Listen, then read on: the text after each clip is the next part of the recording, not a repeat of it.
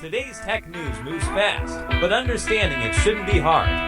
That's why Snarful Solutions Group brings you Connecting the Dots, where we break down what's happening in tech and why it matters to you. Now, let's dive in with your hosts. Welcome to the Deep Dive. Today, we're plunging into probably the most talked about tech story right now, OpenAI's launch of GPT-5. Yeah, it's definitely got everyone buzzing. And this isn't just, another small update. It feels like a pretty significant moment in AI. Lots of excitement, but also, frankly, lots of questions. Absolutely. We've been digging through OpenAI's own event materials, plus what the big tech publications are saying. Right. And our mission today is really to help you cut through all that hype. Yeah, let's unpack the key announcements. What does GPT-5 actually mean for you, whether you're an everyday user or maybe a developer? And what are the real implications here? Exactly. And I think it's not just about the flashy new features, is it? It's more about how AI itself seems to be evolving. Think reliability, usability. And just its role in our daily lives, really. Yeah, for sure. And really underscores the need for critical thinking. You know, as these tools get more powerful and integrated, understanding what they can and can't do is just crucial. Okay, so let's get into it. First, big change. This much simpler access, the whole user experience for ChatGPT, they've really cleaned house, haven't they? Gone are all those confusing names like 4.0, 4.1, 03. They really have.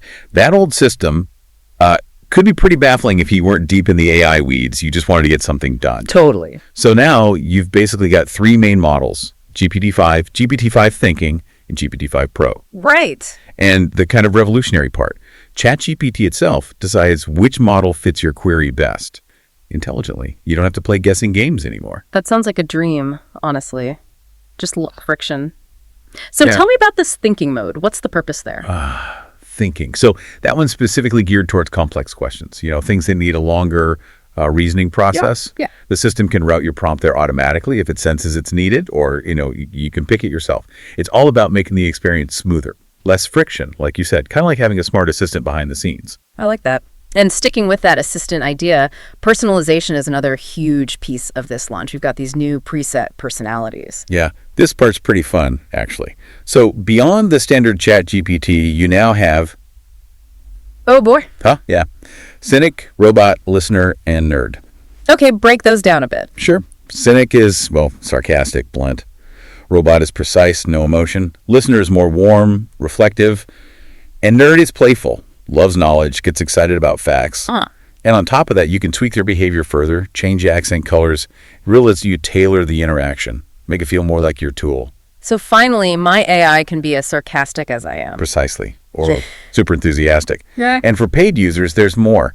Voice mode now works with custom GPTs. Right. And you can tell it how long the answer should be, how fast it should speak, even the tone. Think about creating content or getting personalized briefings. Lots of potential. That's pretty cool. But maybe the most practical update for many will be this Google connectivity that's coming soon for pro users, right? Calendar, contacts, Gmail. Yes, and this is a big leap for productivity, I think. The demo they showed was pretty compelling. What did it do? Well, they had ChatGPT helping an engineer organize their schedule. It looked at their Google Calendar and actually found a slot for them to squeeze in a run between meetings. Proactively. Wow. So it moves AI from just being this general knowledge box to a truly personalized assistant that understands your actual day-to-day commitments. It connects the digital brain to your digital life. Okay, so my AI might start nagging me to exercise. Got it. But it really does sound like a step towards real utility. And this theme of wider access seems important too. It really does. Okay. Because for the first time, free users get access to the same main GPT-5 model as the Plus subscribers. Really? The same model? Same core model, yeah. Yeah. Now, there are lower usage limits for free users, obviously. Yeah. After you hit the cap, it'll switch you to a mini version. Okay, that makes sense. But still, putting GPT-5 in the hands of free users is a big move. It's about getting more people to experience this level of AI. Good for growth, good for adoption. It signals this push toward mass accessibility, maybe even affordability down the line. That's a perfect segue to performance. Because everyone's asking, is GPT-5 really that much smarter? What are the benchmarks actually telling us? Right, the big question. So the benchmarks, they show some impressive gains. Although OpenAI themselves said the jumps maybe weren't as, quote, massive as from past upgrades. Okay, so what are the scores? Pretty high in some tough areas. 94.6% on ARME 2025 math problems, that's serious competition math, 74.9% on SW Bench Verified, which tests coding and software engineering skills, Wow. and 46.2% on Health Bench Hard. Plus, it did really well on MMU, that's for multimodal understanding, hitting 84.2%. Multimodal, meaning vision and text together. That's exactly. Understanding images, diagrams, charts alongside text queries. So, yeah, not just marginal improvement. What does that actually translate to for someone using it, though? Are these just numbers on a chart? Well, they represent AI getting significantly better in really complex areas. Advanced math, professional coding, interpreting visual data. These aren't trivial things. Even if the jumps aren't massive overall, these specific improvements show AI becoming more capable in demanding real-world professional tasks.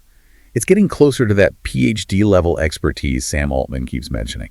Right, that PhD-level expert claim. We'll come back to that. But maybe the biggest headline for practical use is the reduction in hallucinations. First, maybe just quickly define hallucination in this context. Sure. In AI terms, the hallucination is basically when the model makes something up. It generates false information, misleading statements, maybe even nonsense, but presents it like it's a fact. It's been a huge problem for trust and reliability. Definitely. And GPT-5 is supposed to be much better. The numbers look pretty striking. They are quite dramatic. According to OpenAI's own data, the thinking mode, when it uses web browsing, has a hallucination rate down at 4.5%. 4.5%. That's low. It is. Even the main GPT-5 model is at 9.6%. Compare that to GPT-4o, which was around 12.9%, or the older O3 model at 12.7%. So a significant drop. Yeah, they state GPT-5 is 45% less likely to contain a factual error than GPT-4o.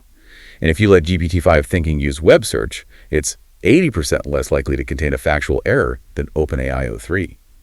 That's a massive improvement for reliability, especially if you're using it for professional work. That is fantastic news. Though it does bring to mind that slightly awkward moment in the live stream, Sam Altman pointing out their own messy charts. Yes, the mega chart screw-up comment. And with the confusing scales, right? It was a bit ironic given they were announcing reduced hallucination. It really was. And, you know, that little anecdote kind of highlights a bigger point about transparency, doesn't it? Yeah. Reducing hallucinations is vital, absolutely. Yeah. But how these capabilities are communicated is just as critical. It's a good reminder that even with better AI, we still need human vigilance, especially in how results are presented. Well said. And related to trust and safety, there's this new safe completion behavior. Instead of just saying no to a problematic prompt, it explains why. Exactly. It outlines why it can't fulfill the request based on its safety guidelines, rather than just giving a flat refusal. Is that actually safer? Or could it maybe give people hints on how to get around the safety rules, like, jailbreak it? That's the million-dollar question, really. It's a tricky balance. On one hand, explaining the reasoning is more transparent, maybe more educational than just a block. Right. But on the other hand, critics worry it could inadvertently provide a roadmap for users trying to bypass the guardrails.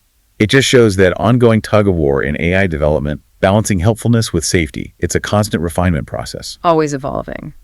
Okay, let's broaden the lens a bit. Deeper implications. We heard some pretty grand claims from Sam Altman, calling GPT-5 a significant step along the path to AGI. AGI, Artificial General Intelligence, the big one. Yeah, saying it's clearly a model that is generally intelligent.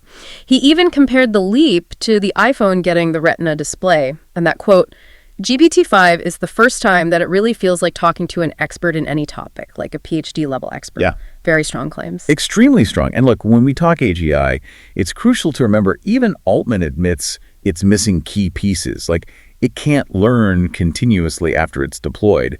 It gets trained, then it operates. So it's not learning from its mistakes in real time. Exactly.